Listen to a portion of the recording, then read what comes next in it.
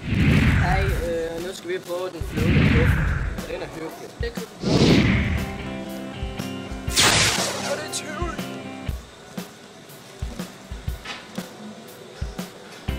Vi har lige prøvet den en gang, men nu prøver vi den lige igen, fordi den er bare sindssygt sjov. Ja. Sjov.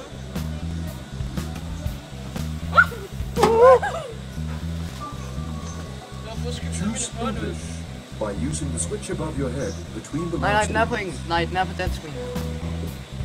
Først en historie om en soldat, der finder guldpande, bruger dem og stjæler et fyrtøj. Et fyrtøj. Så forelsker han sig i prinsessen og laver en masse ballade. Hjulpet af 3 store hunde. Men han bliver konge.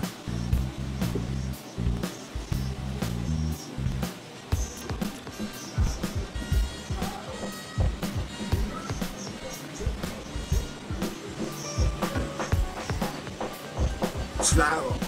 Slager! En mølles lille fjer kan let blive til 5 døde høns. Og det er ganske vist. Vist! Ja, hønsene sladrer med ulerne, og ulerne sladrer med duerne, duerne sladrer med flagermusene, og så ruller historien. Ja. Når en top er forelsket i en bold, og hun er fin på den og hopper for højt, så ved du, det ender galt. Og det er H.C. Andersen. Den hedder Den flyvende kuffert. Ja.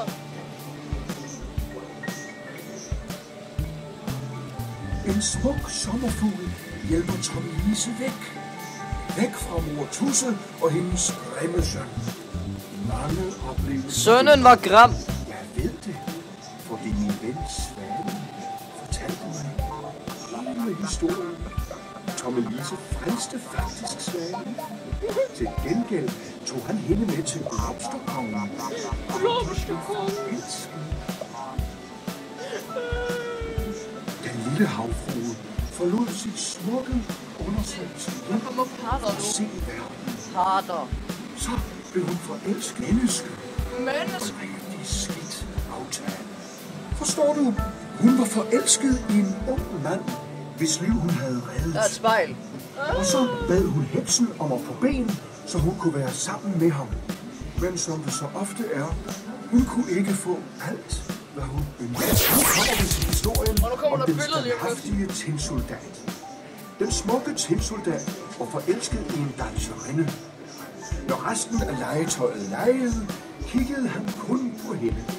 Soldaten var på eventyr, og det var noget med et papirskib, en rendesten, en stor rotte og en stor fisk. Og gennem det hele stod han ret og rank, som soldater skal.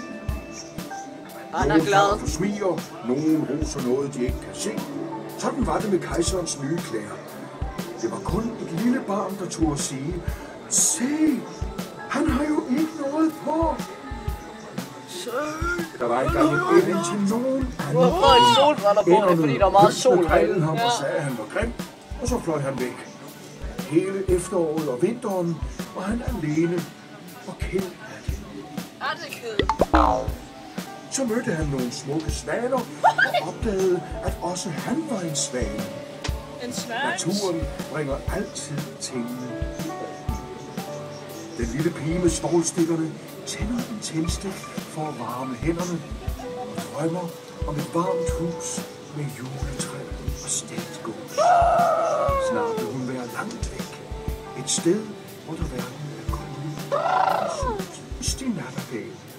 Synge lige så smukt som en engel. Så kun den ægte fugl kan få tråden frem i kejserens øjne. Det kan den da vist, ja. En gang var der en ondskabsfuld djævel, der opfandt et forvrængningsspejl, som faldt til jorden og gik i 1 million stykker. Stykkerne satte sig i folks øjne og i deres hjerter, så de blev til is. Det skete for en dreng, Kai, som blev født. Ja, han hed Kai. Der er en fugl. Modige lille Gerda, Kajs ven, tog ud for at finde ham. En venlig krage gav gode råd, og et hurtigt rensdyr hjalp hende nordpå på jagt efter snedronningens palads. Kaj og Gerda er kommet sikkert hjem, men pas på. ondskabsfulde djævle laver stadig ulykker. Jeg er en djævle. Hyrdinden og skorstensfejeren ville stikke af fra hendes sure bedstefar. Men verden er så stor. Stor? I hvert fald godt. Sådan det føles at flyve om natten i en magisk flyvende kuffert. Det er ligesom den rige købmands søn, da han fløj op til slottet og den smukke prinsesse. Jeg vil gerne fortælle det eventyr, han fortalte kongen og dronningen, men vi har ikke tid, for den næste historie venter. En prins kom til slottet med flotte gaver, men prinsessen fnøs af gaverne og ville ikke møde prinsen. Han forklædte sig og tog arbejde som kejserlig svinedreng. Her lavede han musikalske gryder og lignende, som besnærede prinsessen så meget, at hun løsnede. Kejseren opdagede det, blev de smidt ud. Raus med jer! Prinsen sagde, svinedrengen kunne du kysse for et spilleværk, men du ville ikke have prinsen og hans gaver. Så forlod prinsessen og rejste hjem. Godt lavet, player. Og min ung gave er en virkelig prinsesse. Jo, man lægger bare en ært under 20 madrasser og 20 æderdulstyner.